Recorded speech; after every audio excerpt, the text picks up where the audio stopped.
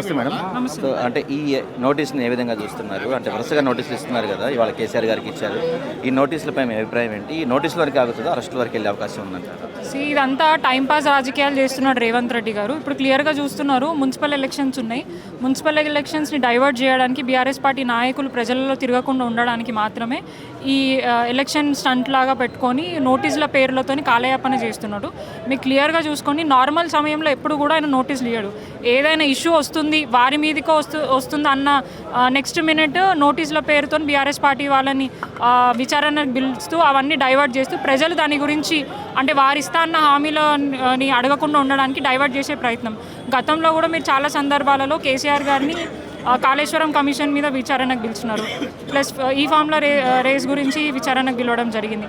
మళ్ళీ ఈరోజు phone tapping, ప్రతి ఒక్క అంశంలో కూడా కేవలం వాళ్ళు ఇన్వెస్టిగేషన్ పేర్లతో కాలయాపన చేస్తున్నారు. కానీ ఎటువంటి ఆధారాలు ఇప్పుడు దాకా 2 years కాలంలో ఎక్కడ కూడా వాళ్ళు చూపించలేదు.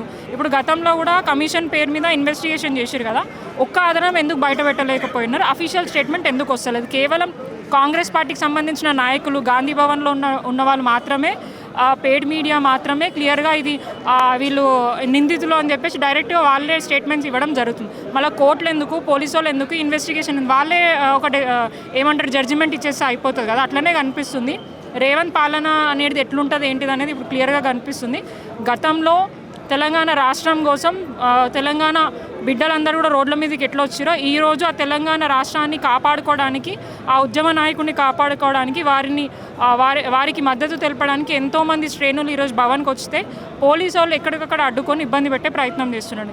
ఇప్పుడు రేవంత్ రెడ్డి గతంలో సీఎంగా ప్రమాణ స్వీకారం చేసిన వెంటనే ప్రజలందరూ కూడా స్వేచ్ఛగా మీరు మీ అభిప్రాయాన్ని తెలుపుకోవచ్చు, ఇదేంటి ధర్నా చౌకులు కూడా ఎత్తేస్తున్నామని చెప్పారు. మరి ఇదేనా స్వేచ్ఛ అని? అంటే పోలీసులను పెట్టుకొని ఇస్తున్నా అన్న స్వేచ్ఛ ఇదేనా అనేది మేము కూడా ప్రశ్నిస్తున్నాం. ఖచ్చితంగా ఫ్యూచర్లో రేవంత్ రెడ్డికి ఏదైతే అన్ని చర్యలకు పాల్పడుతున్నారో దానికి ప్రతి చర్యగా ఫ్యూచర్లో ఉంటుంది.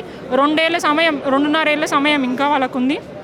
ఆ 2.5 ఏళ్ళ సమయంలో ప్రజలకు ఇస్తా అన్న హామీల గురించి కృషి చేయాలని విజ్ఞప్తి చేస్తున్నాం. ఇప్పుడు చేయకపోతే ఖచ్చితంగా రేపటి రోజున మీరు అనుకుంటున్నారు మళ్ళీ ఏమంటారు ప్రభుత్వంలోకి వస్తామని చెప్పేసి, నాకు తెలిసి హార్డ్లీ 1-2 సీట్లు కూడా గెలవలేరు ఇట్లాంటి చర్యలకు పాల్పడితే. దాదాపు 90% మున్సిపాలిటీలు గెలుస్తామని చెప్పి రేవంత్ రెడ్డి గారు చాలా ధీమాగా చెప్తున్నారు. ఈ కేసులు, ఈ వ్యవహారాలు ఇవన్నీ బీఆర్ఎస్కి ఏమైనా మైనస్ అయ్యే అవకాశం ఉంది? మాకెక్కడ మైనస్ అయితే అండి, ఇప్పుడు మీరు చూసుకొని వీళ్ళు చేస్తున్న ఇన్వెస్టిగేషన్లో ఒక్కటి కూడా ఆధారం ఇప్పుడు దాకా బయట పెట్టలేదు.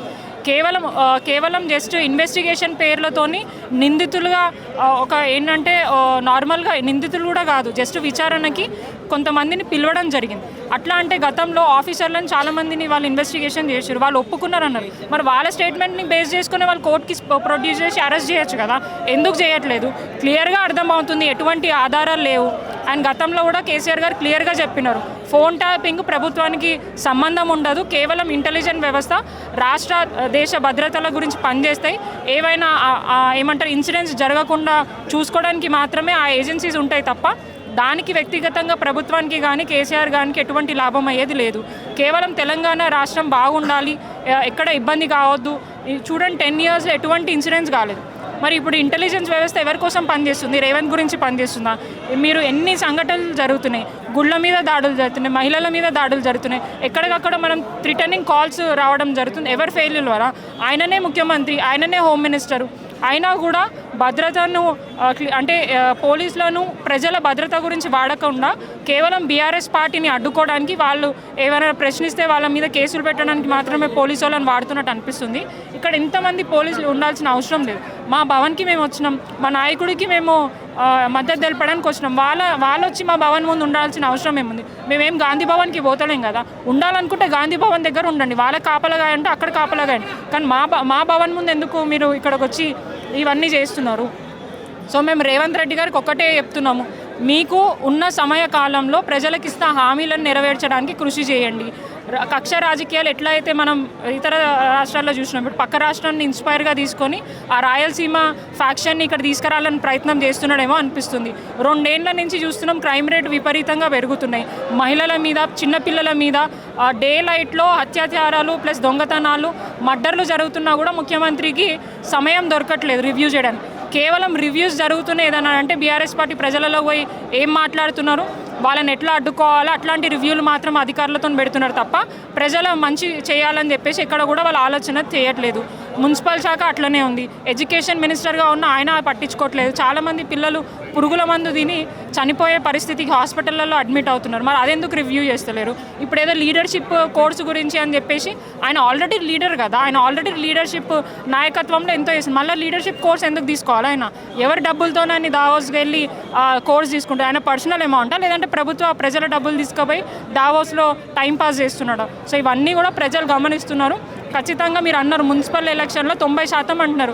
అరే మొన్న జరిగిన సర్పంచ్ ఎలక్షన్లోనే యాక్చువల్గా ప్రభుత్వం ఉన్నప్పుడు 100కి పైగా సీట్లు ఆ సర్పంచ్లు ఆ ప్రభుత్వానికి మద్దతు తెలుపుతారు. కానీ ఇక్కడ చూసుకుంటే రివర్స్ ఉంది. 40-45% పైగా చాలామంది వ్యక్తులు బీఆర్ఎస్ పార్టీ వాళ్ళే గెలవడం జరిగింది. ఇక్కడనే రిజల్ట్ క్లియర్గా అర్థమవుతుంది. సో ఇవి ఇప్పుడు వచ్చే మున్సిపల్ కార్పొరేషన్ ఎలక్షన్లు గుర్తులతో ఉంటాయి.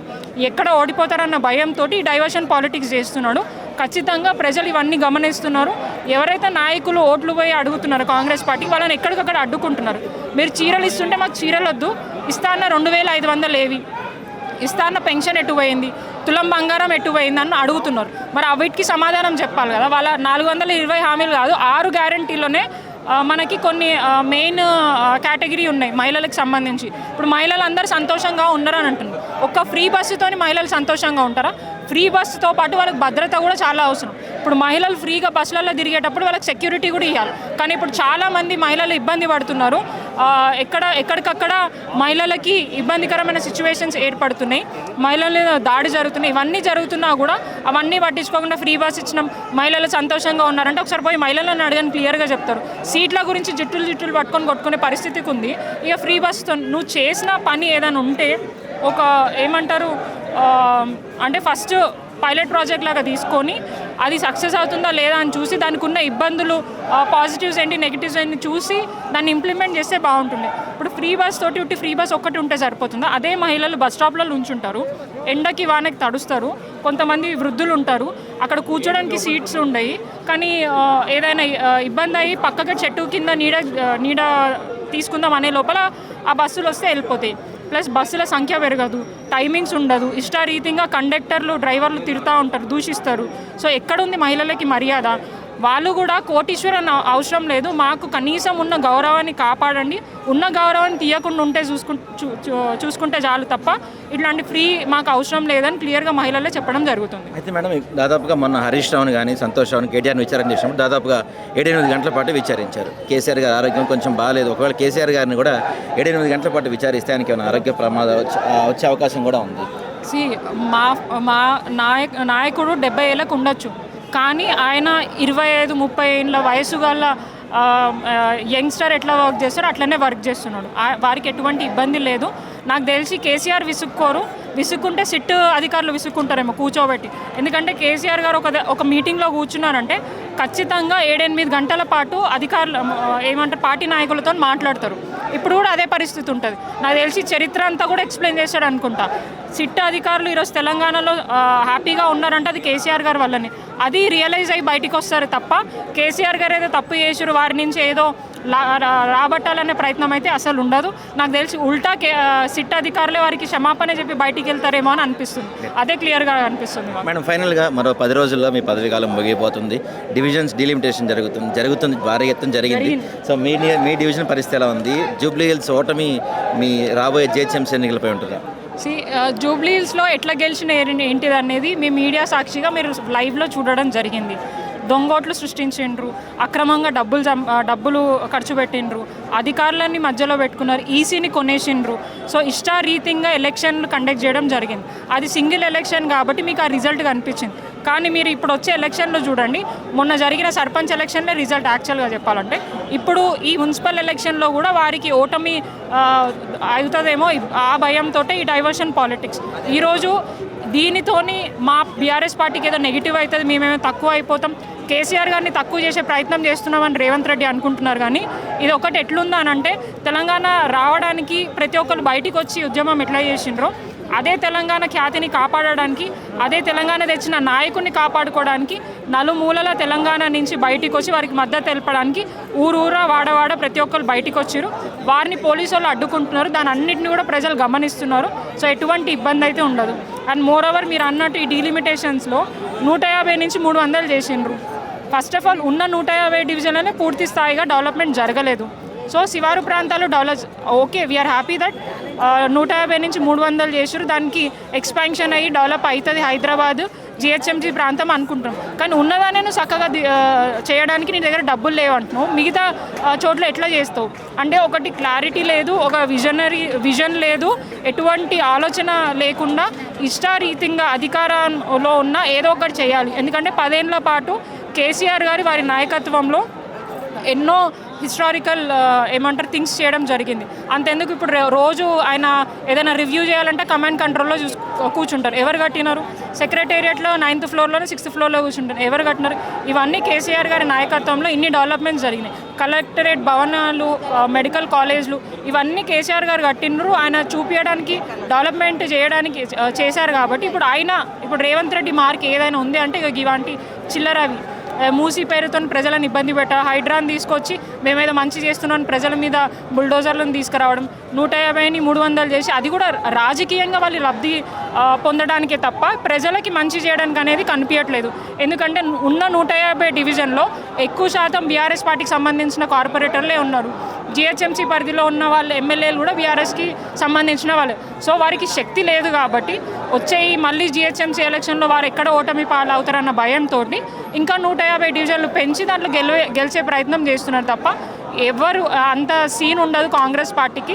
అండ్ మళ్ళీ రేవంత్ రెడ్డి గారు ఇంకా వచ్చే ఎలక్షన్లలో అంటే నెక్స్ట్ అసెంబ్లీ ఎలక్షన్లో కూడా మేమే గెలుస్తామంటున్నారు. మీరు గెలుస్తారో ఓడిపోతారో పక్కకు పెట్టండి, కనీసం 10 సీట్లైనా వస్తాయో లేదో చూసుకోండి ఫస్ట్ ఆఫ్ ఆల్. ఎందుకంటే నువ్వు చేసే ఈ చర్యలు ఏవైతే తెలంగాణ రాష్ట్రానికి నువ్వు తీసుకున్న నిర్ణయాలే కానీ చర్యలే కానీ అది కాంగ్రెస్ పార్టీ మళ్ళా ఇంకోసారి ఇంకా 10 ఏళ్ళు 20 ఏళ్ళ పాటు నాకు తెలిసి మళ్ళీ తెలంగాణ ఉన్న రోజులు కాంగ్రెస్ పార్టీ ఇక్కడ రావాలంటే కష్టమే అన్న పరిస్థితి రేవంత్ రెడ్డి తీసుకొని వచ్చినాడని క్లియర్గా కనిపిస్తుంది. ఎందుకంటే వాళ్ళు తీసుకున్న నిర్ణయాలు అట్లున్నాయి. ఇప్పుడు నిజంగా తప్పే చేసిండ్రు బీఆర్ఎస్ పార్టీ నాయకులు అంటే కేటీఆర్ గారే అనుకుంటే 2 years నుంచి అధికారం నీ దగ్గరనే ఉంది.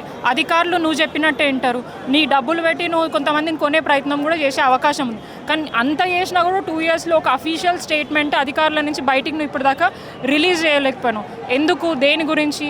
ఎందుకంటే వాళ్ళ దగ్గర ఎటువంటి ఆధారాలు లేవు కాబట్టి. సో ఇవన్నీ చూసుకుంటే టైంపాస్ రాజకీయాలు చేస్తున్నారు. కక్షపూరిత రాజకీయాలని తెలంగాణ రాష్ట్రంలో పెంచింది రేవంత్ రెడ్డి గారే. ఇప్పుడు 2 ఏళ్ల నుంచి అభివృద్ధి పక్కకు పోయి కేవలం ఇలాంటి లొల్లీలు పంచాయతీలు నడుస్తున్నాయి తప్ప ఇంకేది కూడా నడవట్లేదు. ప్రజలు అది గమనించింది కాబట్టి వచ్చే ఎలక్షన్లలో ఖచ్చితంగా కాంగ్రెస్ పార్టీకి బుద్ధి చెప్తారు.